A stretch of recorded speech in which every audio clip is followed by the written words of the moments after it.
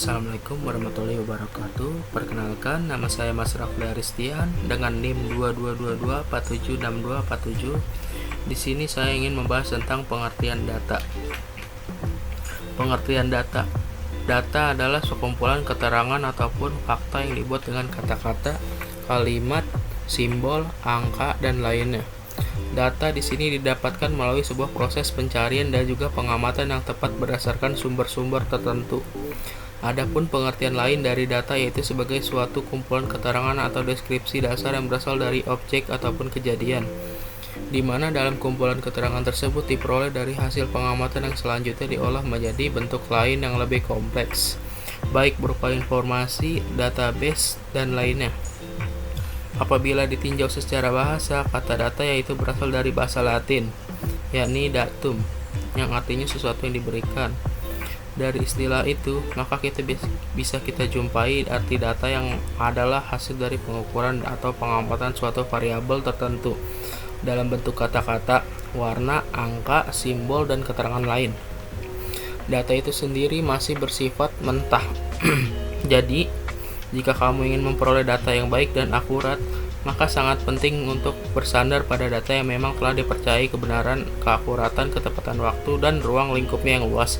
Selain itu, karena data memiliki sifat yang masih mentah, maka seseorang yang membaca dan juga melihatnya belum bisa mendapatkan suatu informasi yang utuh. Tidak heran jika dari data tersebut, kita masih perlu melakukan pengolahan terhadap data yang sudah kita dapatkan sampai data tersebut benar-benar bisa menghasilkan informasi yang dapat kita pahami dengan mudah.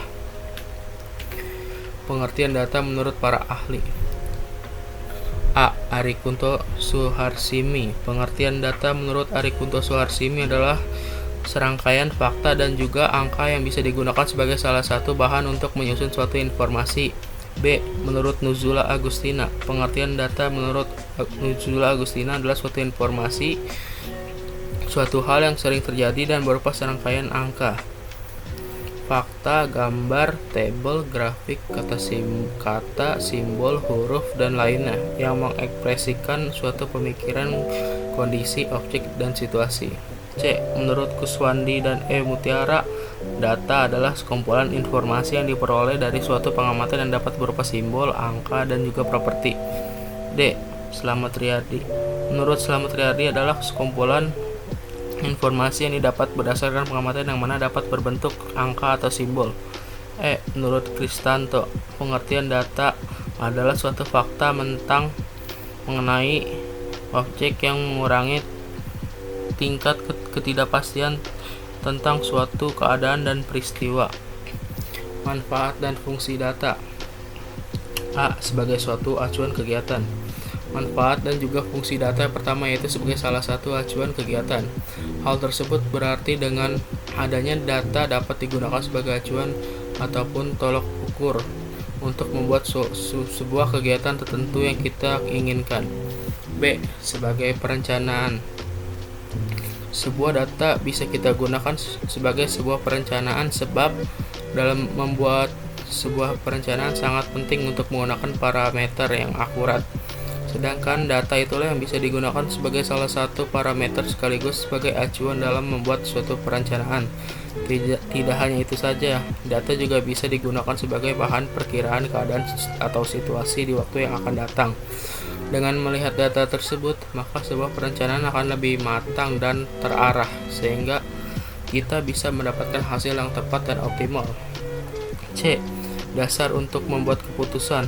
Sebuah data bisa bermanfaat untuk membuat keputusan dari adanya data yang ada. Seseorang bisa membuat keputusan terbaik pada suatu permasalahan yang ada. Dengan begitu, seseorang akan dengan lebih mudah menentukan keputusan berdasarkan data yang dipertanggungjawabkan. D. Sebagai bahan untuk evaluasi. Selain berbagai manfaat dan fungsi yang sudah disebutkan di atas, sebuah data juga bisa dijadikan sebagai salah satu bahan evaluasi. Misalnya saja, dalam sebuah lembaga ataupun organisasi tertentu pasti akan membutuhkan evaluasi dalam rangka meningkatkan kualitasnya. Jenis-jenis data. 1. Data menurut sumbernya. Data menurut sumbernya dibagi lagi dalam dua jenis. Yang pertama adalah data primer, yaitu data yang diperoleh atau dikumpulkan oleh orang yang melakukan penelitian atau yang bersangkutan yang memerlukannya. Data primer dapat disebut juga dengan data asli atau data baru. Lalu yang kedua adalah data sekunder, yakni merupakan data yang diperoleh atau dikumpulkan dari sumber-sumber yang telah ada. Data sekunder biasanya diperoleh dari perpustakaan atau laporan atau dokumen yang dilakukan peneliti yang terlebih dahulu. Data sekunder disebut juga data tersedia. Lalu data menurut sifatnya terbagi menjadi dua. Data kuantitatif. Data kuantitatif merupakan data yang berbentuk bilangan atau data kualitatif yang diangkakan, contoh jumlah, skor hasil belajar, tinggi, umur, temperatur, dan lain-lain. Data menurut waktu pengumpulan adalah data yang berkumpul dari waktu ke waktu untuk memberikan gambaran perkembangan suatu kegiatan. Contoh, data penjualan susu selama 10 bulan terakhir yang dikumpulkan setiap bulan. Lalu yang ketiga, data menurut cara memperolehnya. Data primer, yakni merupakan data yang dikumpulkan dan diolah sendiri oleh peneliti langsung dari subjek atau objek penelitian. Data sekunder, yakni merupakan data yang didapatkan tidak secara langsung dari objek atau subjek penelitian. Lalu yang keempat, menurut waktu pengumpulannya. Cross section atau incidental, yakni data yang dikumpulkan hanya pada suatu waktu tertentu. Data berkala atau time series, yakni data yang dikumpulkan dari waktu ke waktu untuk menggambarkan suatu perkembangan atau kecenderungan, keadaan atau peristiwa atau kegiatan. Metode pengumpulan data. Metode pengumpulan data adalah teknik atau cara yang dilakukan oleh peneliti untuk mengumpulkan data. Pengumpulan data dilakukan bertujuan untuk memperoleh informasi yang dibutuhkan dalam rangka mencapai tujuan peneliti. Selain itu, instrumen pengumpulan data merupakan alat yang digunakan untuk mengumpulkan data. Beberapa metode pengumpulan data antara lain: 1. Wawancara. Wawancara merupakan suatu teknik pengumpulan data yang dilakukan melalui tatap muka dan tanya jawab langsung antara peneliti dan narasumber. Seiring perkembangan teknologi, metode wawancara dapat pula dilakukan melalui media tertentu, misalnya telepon, email, atau Skype. 2. Observasi. Observasi merupakan metode pengumpulan data yang kompleks karena melibatkan berbagai faktor dalam pelaksanaannya. Namun, metode observasi itu tidak hanya mengukur sikap dari responden, namun juga dapat digunakan untuk merekam berbagai fenomena yang terjadi. Ketiga, angket atau kuesioner. Kuesioner yaitu merupakan suatu metode pengumpulan data yang dilakukan dengan cara memberi seperangkat pertanyaan atau pernyataan tertulis kepada responden untuk dijawab. Selain itu, metode kuesioner merupakan metode pengumpulan data yang lebih efisien bila peneliti telah mengetahui dengan pasti variabel yang akan diukur dan tahu apa yang diharapkan dari responden. Lalu yang keempat, study document. Study document adalah metode pengumpulan data yang tidak ditujukan langsung kepada subjek penelitian. Study document adalah jenis pengumpulan data yang meneliti berbagai macam dokumen yang berguna untuk bahan analisis. Pengertian ukuran penyebaran data. Ukuran penyebaran data merupakan ukuran yang menunjukkan seberapa jauh data suatu menyebar dari rata-ratanya. Ukuran penyebaran data yang ada dalam materi statistika meliputi jangkauan, hamparan, dan kuartil. Apa itu yang dimaksud dengan jangkauan, hamparan, dan kuartil?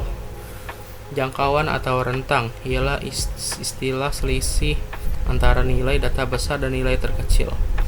Hamparan atau jangkauan antara kuartil JJ merupakan selisih antara kuartil atas kuartil 3 dengan kuartil bawah kuartil 1. Kuartil adalah pembagian sejumlah data terurut menjadi sama jumlahnya untuk setiap pembagian. Setiap pembagian dipisahkan oleh nilai kuartil yang meliputi kuartil bawah, kuartil 1, kuartil tengah, kuartil 2, dan kuartil atas atau kuartil 1. Jangkauan atau rentang J pada data tunggal, nilai maksimal dan minimal dapat kita diketahui dengan mudah. Kemudian bagaimana dengan data kelompok? Bagaimana cara agar kita mengetahui nilai maksimal dan juga minimalnya? Nilai minimal dari data kelompok didapat dari titik tengah pada kelas pertama, tetapi nilai maksimal dari data kelompok didapat dari titik tengah pada kelas terakhir. Berikut ini adalah rumus jangkauan, yakni jangkauan atau rentang. Hamparan H atau jangkauan antar kuartil J kuartil bawah atau kuartil 1 serta nilai kuartil atas kuartil 3. Pada data tunggal sudah dibahas